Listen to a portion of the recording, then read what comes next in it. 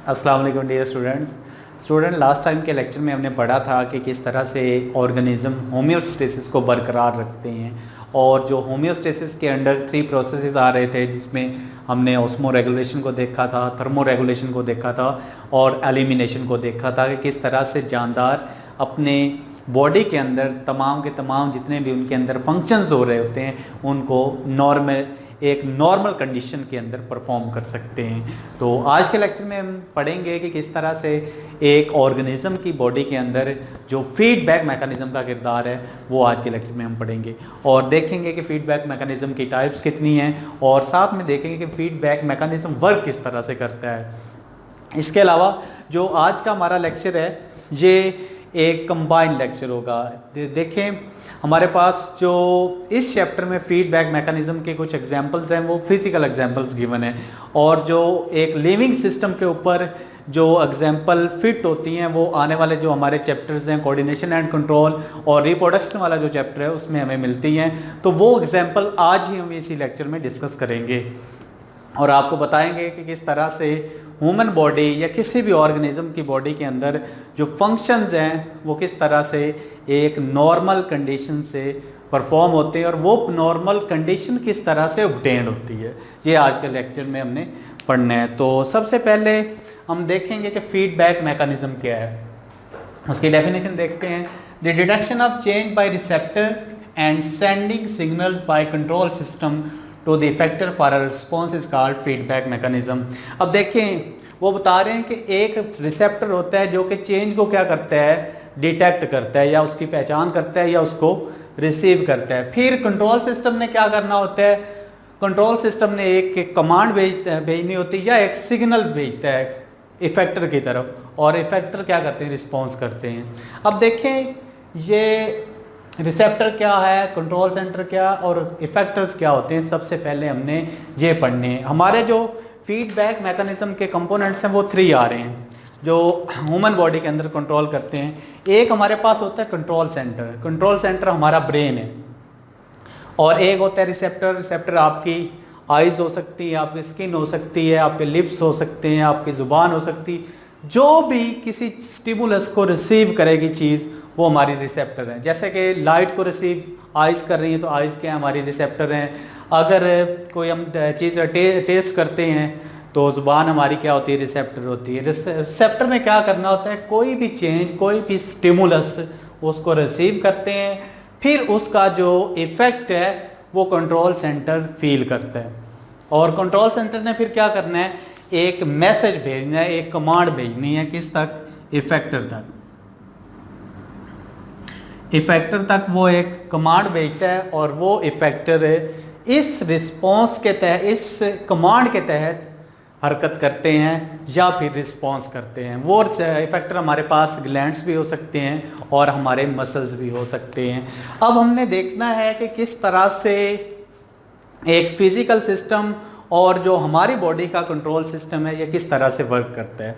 अब देखें last time मैंने आपको बताया था कि जो हमारी बॉडी है इतनी आइडियल बॉडी नहीं है कि एक्सटर्नल चेंजेस आए तो हमारी बॉडी के अंदर कोई चेंजेस ही ना आए, तो ऐसा नहीं है। हमारी बॉडी इतनी आइडियल नहीं है, बल्कि कुछ सिस्टम्स इसके अंदर ज़रूर हैं जो कि इसको स्टेबलाइज करते हैं। तो आइए वो देखते हैं। फॉर एग्जांपल सबसे पहले हम देखते हैं कुछ फिजिकल सिस्टम की एग्जांपल। हमारा रूम है, अगर रूम में गर्मी ज़्यादा हो रही है तो हम क्या करते हैं, एक रूम के अंदर एसी लगा देते हैं। तो एसी अब हम अपनी ख्वाहिश के मुताबिक उसका एक टेम्परेचर सेट कर लेते हैं और जो हमारा रूम होगा उसका जो एटमॉस्फेयर है, उसका जो एनवायरनमेंट है, उसका टेम्परेचर उसी एसी के अकॉर्डिंग चलेगा। हम 25% सेट कर देते हैं तो 25 डिग्री सेंटीग्रेड रहेगा, अगर 30 पे कर देते हैं तो वो 30 पे रहेगा। कि मतलब कि हमने एक सेट पॉइंट बना लिया है। इस तरह हम करते हैं। जो हमारे गीज़र होते हैं ये भी इसी रूल के तहत वर्क करते हैं, या फिर कुछ और चीज़ें हमारे फ्रीज़र वगैरह हैं ये भी इसी तरह काम करते हैं। अब देखें ह्यूमन बॉडी के अंदर कोई कैसा सिस्टम होगा या ह्यूमन बॉडी के अंदर कौन सा ऐसा सिस्टम है जो कि चीज़ों को, जो कि टेम्परेचर को, जो कि वेस्ट को, जो कि साल्ट्स और सारी इन चीज़ों को एक लेवल तक रखता है, एक नॉर्मल लेवल तक रखता है। तो वो जो बेसिक है वो फीडबैक मैकेनिज्म है। आगे इसके अंडर कौन कौन से ऐसे प्रोसेसेस आएंगे वो हम आहिस्ता आहिस्ता पढ़ते जाएंगे। अब देखें फॉर एग्जांपल, अब गर्मी का मौसम में तो टेम्परेचर चेंज हो रहा है, तो क्या होगा, जो हमारी बॉडी का जो टेम्परेचर होता है जिस पे वर्क करती है, मैक्सिमम जो एंजाइम अपनी एक्टिविटी परफॉर्म कर सकते हैं वो है 37 डिग्री सेंटीग्रेड। ये 37 डिग्री सेंटीग्रेड से अगर ज़्यादा होता है तो प्रॉब्लम है, अगर कम होता है तो प्रॉब्लम है।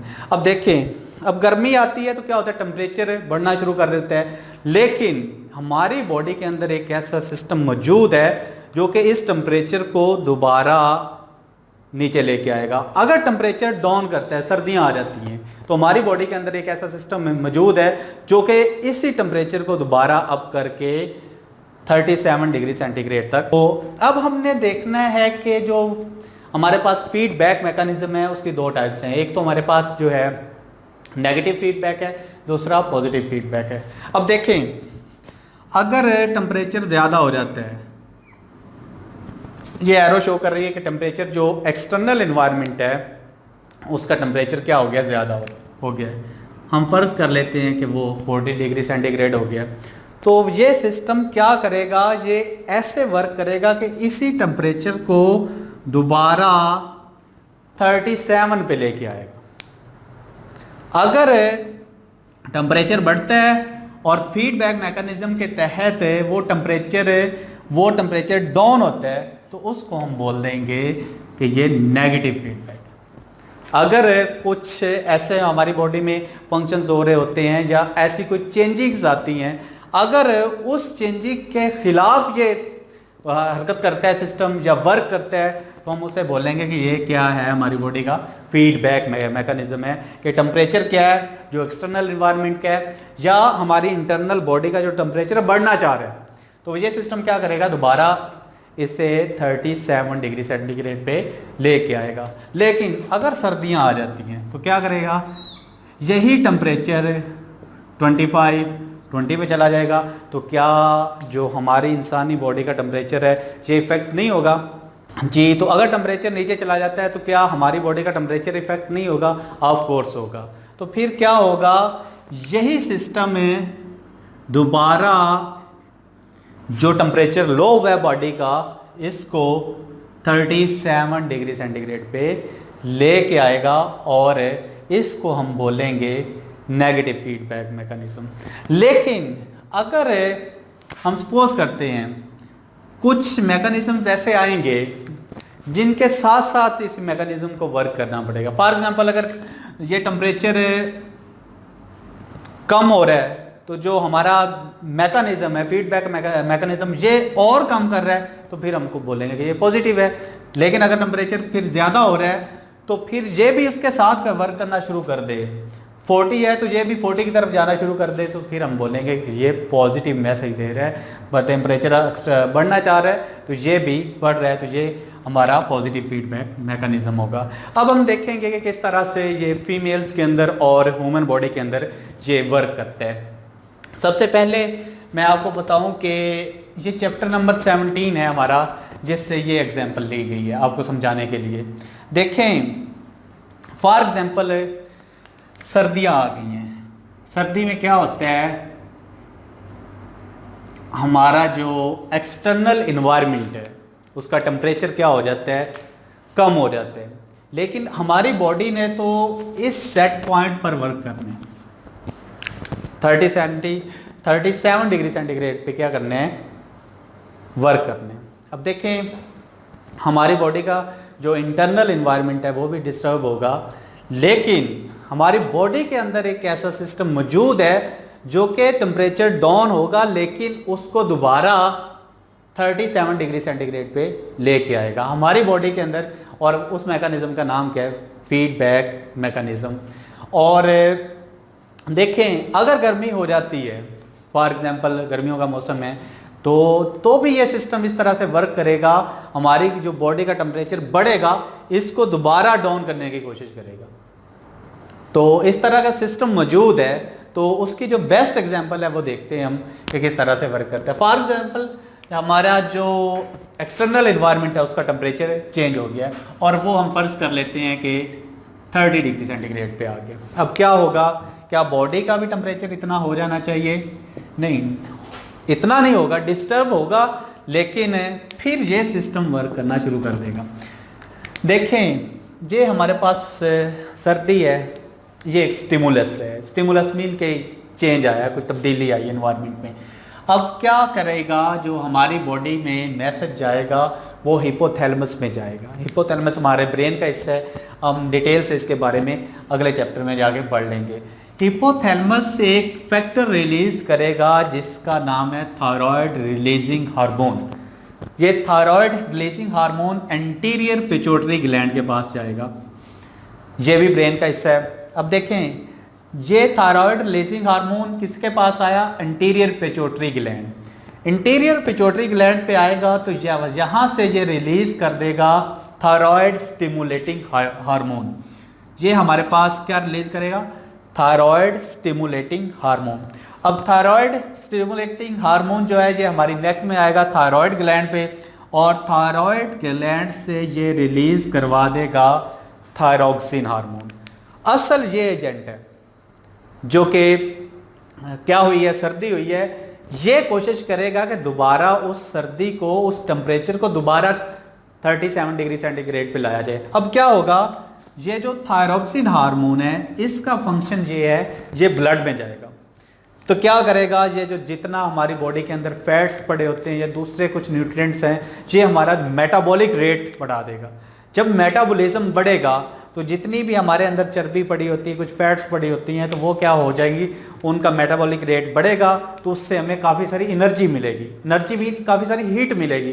तो जब हीट मिलेगी तो ये वाला जो हमारा टेम्परेचर था, ये हो जाना था, ये नहीं होगा, बल्कि क्या होगी, बॉडी के अपने अंदर एक ऐसा सिस्टम मौजूद है, वो इस तरह से वर्क करेगी कि जैसे ही थायरॉक्सिन हार्मोन अटैक करेगा, हमारी जो फैट्स हैं इनका मेटाबॉलिक रेट बढ़ जाएगा और उससे हमें अच्छी खासी हीट मिलेगी। बट कब तक ऐसा होगा? देखें, ये भी तो है, क्या हीट ऐसे बढ़ती रहेगी? क्या मेटाबॉलिक रेट ऐसे बढ़ता रहेगा? नहीं, ये तो नुकसानदेह है। अगर मेटाबॉलिक रेट इतना बढ़ जाए तो ये भी डिस्ट्रक्शन की तरफ जाएगा ना। लेकिन यही थायरॉक्सिन हार्मोन ब्लड से होता हुआ किस में जाएगा? ब्रेन में जाएगा, जो कि हिपोथैलेमस में जाएगा।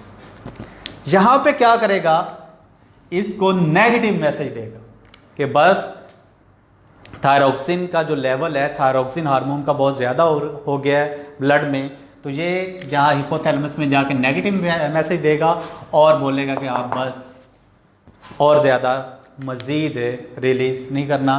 फिर क्या होगा, ये जो थायराइड रिलीजिंग फैक्टर है, हार्मोन है, ये भी बंद हो जाएगा और जो हमारा TSH है ये भी निकलना बंद हो जाएगा, तो मज़ीद थायरॉक्सिन थायराइड ग्लैंड से रिलीज़ नहीं होगा।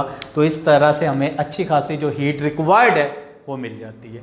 तो अब देखें, हमारे पास सर्दी हुई थी, फिर क्या हुआ, जो कि इंटरनल इन्वायरमेंट हमारा डिस्टर्ब हो गया था, अब हमें अच्छी खासी हीट मिल गई है, तो ये हमारा टेम्परेचर जो 37 है ये अटेन हो जाता है।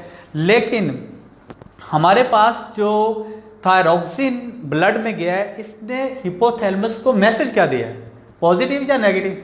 नेगेटिव मैसेज दिया है कि नहीं, बस बहुत ज़्यादा हो गया। अब देखें, इसने जब नेगेटिव मैसेज दिया है तो हम बोलेंगे कि ये क्या है, नेगेटिव फीडबैक।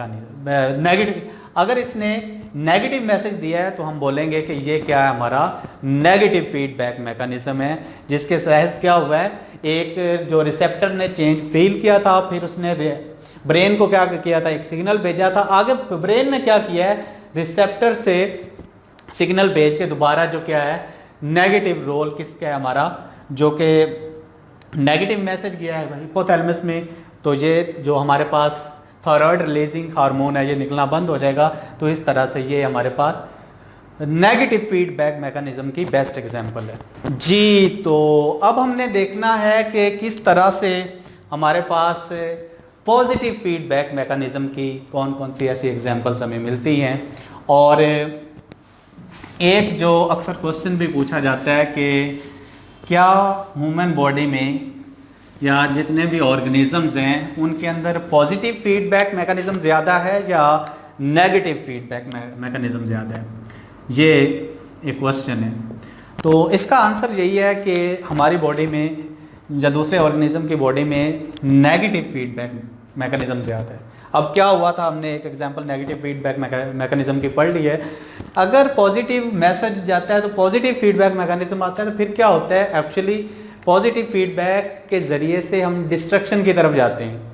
अगर थायरॉक्सिन के केस में थायरॉक्सिन लेवल बढ़ता रहे तो क्या होना था, टेम्परेचर और भी बढ़ता चला जाना था, तो इस तरह से तो बॉडी जल सकती है ना। तो वो क्या होता है, वो नेगेटिव फीडबैक, जितने भी ह्यूमन बॉडी में हम प्रोसेसेस पढ़ेंगे, नेगेटिव फीडबैक मैकेनिज्म की रेशियो बहुत ज़्यादा है। और तो पॉजिटिव फीडबैक मैकेनिज्म की हमें एग्जांपल जो मिलती है वो फीमेल्स में मिलती है, जो कि ऑक्सीटोसिन हार्मोन के हवाले से है। अब देखें, ड्यूरिंग डिलीवरी या ड्यूरिंग लेबर क्या होता है, ऑक्सीटोसिन हार्मोन बहुत ज़्यादा रिलीज होता है फीमेल्स में। अब देखें इसका फंक्शन क्या होता है, ये मसल कॉन्ट्रैक्शन करवाते हैं। अब जितना ऑक्सीटोसिन ज़्यादा रिलीज होता है उतने ज़्यादा मसल ज़्यादा कॉन्ट्रैक्ट करते हैं, तो ड्यूरिंग डिलीवरी बेबी का बाहर आना आसान हो जाता है। अब देखें यहाँ पे मसल जितने ज़्यादा कॉन्ट्रैक्ट करते हैं उतने ज़्यादा ऑक्सीटोसिन रिलीज हो रहा है, तो ये एक पॉजिटिव फीडबैक मैकेनिज्म के तहत हो रहा है। अगर आप देखें यहाँ पे नेगेटिव होता तो ऑक्सीटोसिन क्या होना था, ये रिलीज होना बंद हो जाना था, तो मसल कॉन्ट्रैक्ट नहीं करने थे। अगर मसल कॉन्ट्रैक्ट नहीं करेंगे तो बेबी का बाहर आना मुश्किल हो जाता है। तो ड्यूरिंग लेबर, ड्यूरिंग डिलीवरी, ये हमारे पास जो ऑक्सीटोसिन का रिलीज होना है, ये हमारे पास पॉजिटिव फीडबैक मैकेनिज्म की एग्जांपल है। तो आज का लेक्चर हम यहीं पे ख़त्म करते हैं। आने वाले लेक्चर में इंशाल्लाह हम हाइपोटोनिक, हिपोटोनिक और आइसोटोनिक इन्वायरमेंट्स क्या होते हैं इनके बारे में पढ़ेंगे। अल्लाह हाफिज़।